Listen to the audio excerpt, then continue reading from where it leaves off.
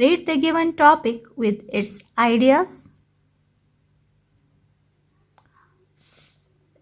Name, age, class, school name. यहाँ पे लिखा हुआ है माई सेल्फ, ठीक है। फिर इस एक बॉक्स में है 6 years, आसमा है, 1 है, द प्राइमरी स्कूल।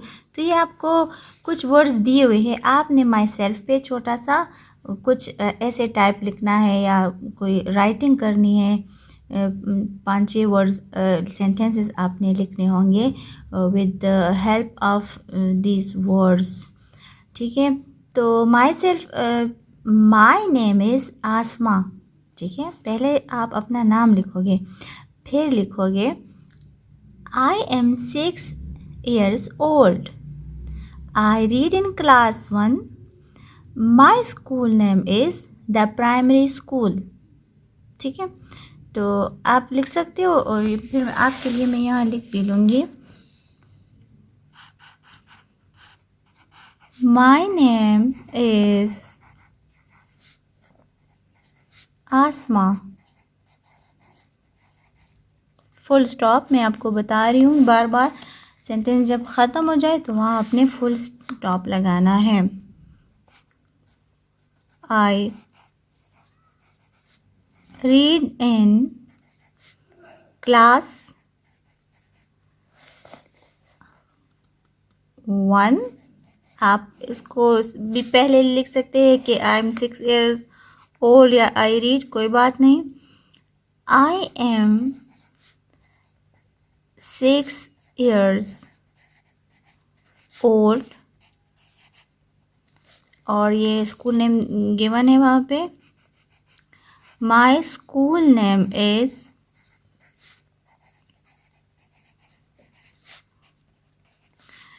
ये आप कैपिटल लिखोगे, द प्राइमरी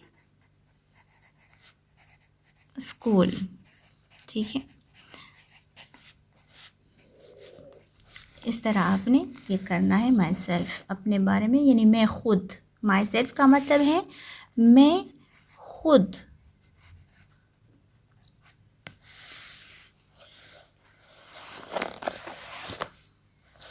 नंबर 5 में इसी तरह आपको दूसरा टॉपिक दिया हुआ है, think and fill in the following mind map, ठीक है। आपने इसको फिल करना होगा जो माइंड मैप है, ठीक है। माई टीचर है, यहाँ पे आप माई सेल्फ है, यहाँ पे माई टीचर है, ठीक है। तो आपने think and fill in the following mind map, name लिखना है जो आपकी टीचर का जो नाम है, और जो सब्जेक्ट आपको पढ़ाती है उस सब्जेक्ट का नाम लिखना है। नेचर आपने नेचर किस तरह है और पर्सनैलिटी उसकी किस तरह है। फॉर एग्ज़ाम्पल आपकी टीचर का नाम है अनम, ठीक है, और वो इंग्लिश आपको पढ़ाती हैं और नेचर उसका नाइस है, बहुत पोलाइट है और गुड पर्सनालिटी है उसकी, जो भी आप लिखना चाहते हो। तो ये फिर आप इसको इसी तरह सेंटेंस फॉर्म में लिखोगे जिस तरह मैंने आपके लिए माई सेल्फ लिखा है, इसी तरह इस वोकेबलरी को यूज़ करके। फिर in the blanks using the given word bank. Word bank आपको दिया हुआ है, आपने जो ब्लैंक्स है उनको फिल करने हैं।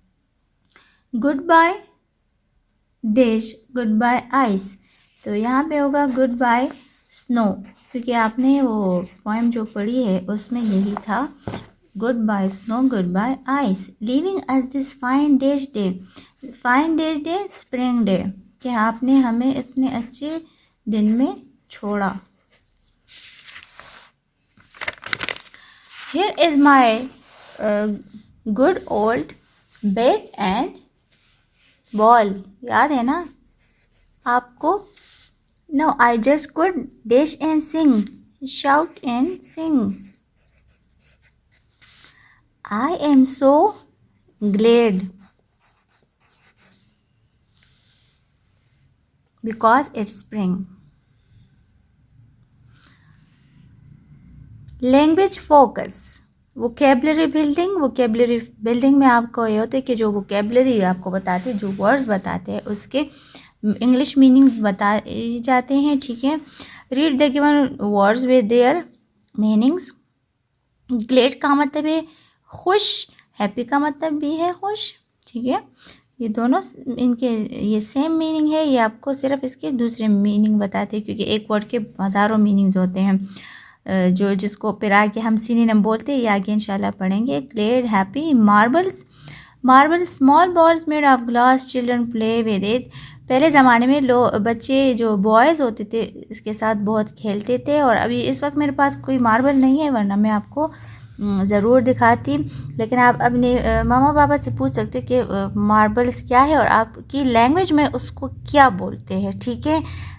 तो शाउट, अलाउड, क्राई, जब हम तेज़ चीखते हैं, या तो खुशी से चीखते हैं या गुस्से से चीखते हैं, ठीक है। राइमिंग वर्ड्स आपको बता रही हूँ। राइमिंग वर्ड्स वो वर्ड्स होते हैं जो साउंड इनका सेम एंडिंग साउंड होता है, और ज़्यादातर पॉइंट्स में ये राइमिंग वर्ड्स इस्तेमाल होते हैं। Read the given rhyming words.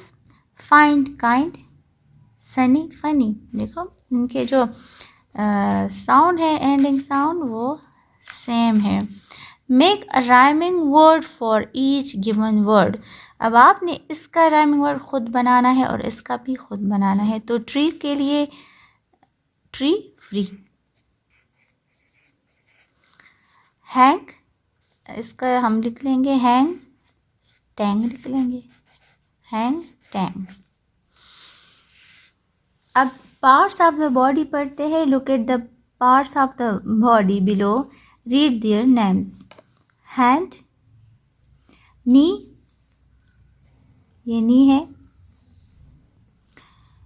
आई है, और ये आर्म है, ये वाला, ठीक है, ये वाला, ये हैंड है, ये आर्म है, ये नोज़ है, और ये नेक है, गर्दन, ठीक है। राइट इन 3 बॉडी पार्ट्स जो अभी हमने पढ़े हैं उसको भी लिख सकते हैं, और आपको जो लिखना चाहते हो वही, वो भी आपको याद होंगे, वो भी लिख सकते हो। आई, नोज, और आर्म, सही है।